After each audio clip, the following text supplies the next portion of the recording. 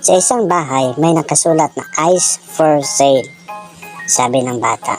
Pabili po, sabi ng inday. Ano bibilhin mo? Sabi ng bata. Candy nga po, sabi ni inday. Wala, sabi ng bata. Coke, sabi ni inday. Wala rin, sabi ng bata. Juice, sabi ni inday. Wala nga, kita mong ice for sale ang nakasulat. Malamang yelo lang tinda namin.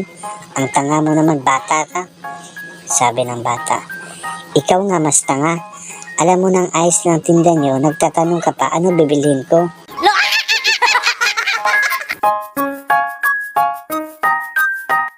Ang anak at ang tatay. Sabi ng anak, Tay, ano po English ng utot? Sabi ng tatay, wine of change. Sabi ng anak, yung utot na matunog? Sabi ng tatay, sounds of silence. Sabi ng anak, yung utot na may kasamang kakaiba? Sabi ng tatay, dust in the wind.